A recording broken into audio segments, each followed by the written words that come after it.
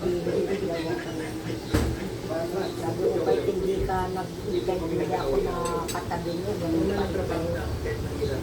Wala kayong iniisip na trabaho dito sa bahay.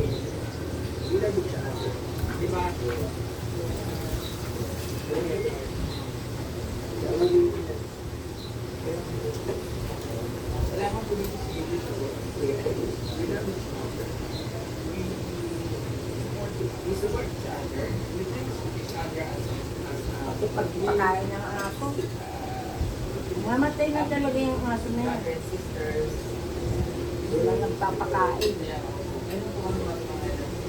Hindi pakainin mo. Ano, ako lagi magpapakain. Asa mo? Asa mo ito? Dayo pa? O, sakay na ba?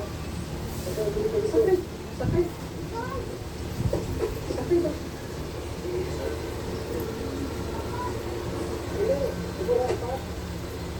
Masakay to. Nagtagot? O, magulit lang to. Agad kayo? Ang tayo mong bahay? O, sakay. Magulit ko ha. Magulit eh. Sakay. Asa mo kita sa school? Ah, nag-aral kayo? Oh.